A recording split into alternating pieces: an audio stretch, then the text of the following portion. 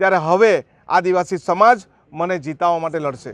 લોકસભા ચૂંટણીના ઉમેદવાર માટે કોંગ્રેસે બીજી યાદી જાહેર કરી દીધી છે, જેમાં ગુજરાતની 24માંથી 7 બેઠકોના ચિત્ર ક્લિયર છે। એક વલસાડ બેઠક અત્યારે એવી છે જે ચર્ચાનો વિષય છે। કોંગ્રેસે આંદોલનકારી નેતા અને હાલના વાસદાના એમએલએ અનંત પટેલને મેદાને ઉતાર્યા છે। દક્ષિણ ગુજરાતમાં જાતીય સમીકરણોના આધારે અનંત પટેલ ફિટ બેસે છે। સૌથી પહેલા અનંત પટેલને ટિકિટ મળી એના પછી એમણે શું કયું સમીકરણ અપનાવશે જેની વાત કરી એમણે એ સાંભળીએ। ભારતીય રાષ્ટ્રીય કોંગ્રેસ સમિતિએ વલસાડ લોકસભા 26 પર મારું નામ જાહેર કર્યું છે, મને મેન્ડેટ આપ્યું છે, એટલે એમના માટે આભાર।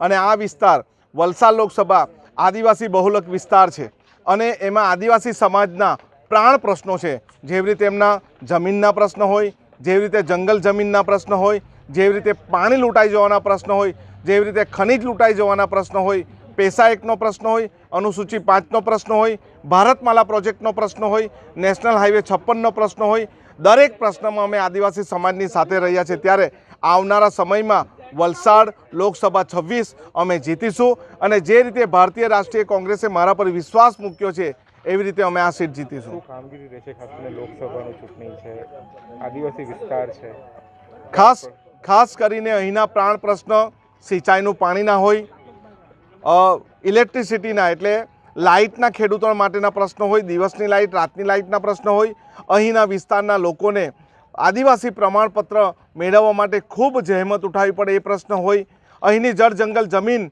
લૂંટાઈ જવાનો પ્રશ્ન હોય, અહીં અવનવા જે પ્રોજેક્ટો આવી રહ્યા હોય એ પ્રોજેક્ટોનો પ્રશ્ન હોય, તમામ પ્રશ્નમાં અત્યાર સુધી અમે લોકો માટે આદિવાસી સમાજ માટે લડ્યા છે।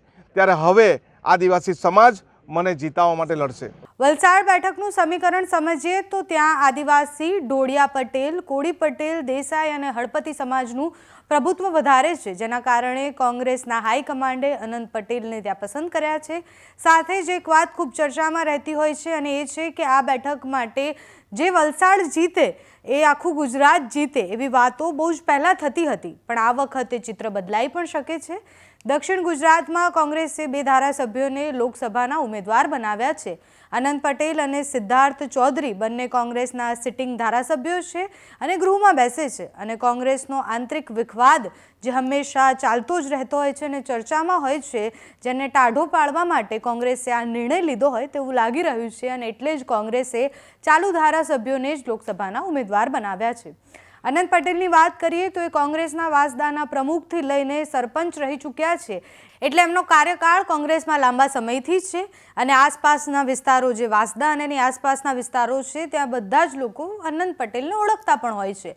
પણ વલસાડ લોકસભા ખૂબ મોટો વિસ્તાર છે, એમાં શહેરી વિસ્તાર પણ આવે છે, એટલે એ બધા વિસ્તારોમાં અનંત પટેલનું પ્રભુત્વ કેટલું છે અને ત્યાં એ કઈ રીતના જીતશે એ મોટો સવાલ છે। જ્યારે ન્યાય યાત્રામાં અમે ગયા હતા ત્યારે અમે અનંત પટેલ સાથે વાત કરી હતી, એમને સવાલ પૂછ્યો હતો કે લોકસભા તમને લડાવવામાં આવે તો તમે જીતશો અને કયા બેઝ પર જીતશો, તો એમને શું કહ્યું હતું તે સાંભળીએ। પાર્ટી કહેશે લોકસભા લડવા તો લોકસભા લડશું અને લડીને જીતી પણ બતાવીશું। આદિવાસી વિસ્તાર અનેક પ્રશ્નોથી પીડાઈ રહ્યો છે, ત્યારે એને ભાજપને મોંતોડ જવાબ આપવા માટે આદિવાસી સમાજ મને ટેકો કરશે, મને જીતાડશે। ભારત જોડો ન્યાય યાત્રાનો ફરક પડશે ગુજરાતમાં જે 26 બેઠકો છે એમાં? તમે આ યાત્રાની જોડે હતા, તમને પણ ખ્યાલ હશે કેટલા યુવાનો જોડાયા છે, કેટલા આદિવાસી સમાજ જોડાયા છે, કેટલા લોકો પોતાના પ્રશ્નમાં ન્યાય મેળવવા માટે જોડાયા છે। મોટી સંખ્યામાં નવા યુવાનો સાથે લોકો જોડાઈ રહે છે ન્યાય યાત્રામાં, એટલે ન્યાય યાત્રાનો ઘણો ફરક પડશે। અત્યારે આ વિડીયોમાં બસ આટલું જ। જો તમે અમને YouTube પર જોઈ રહ્યા હોય તો સબસ્ક્રાઇબ કરો, Facebook પર જોઈ રહ્યા હોય તો ફોલો કરો, અમારા વિડીયોને લાઇક અને શેર કરો અને અમારી એપ્લિકેશન ડાઉનલોડ કરો।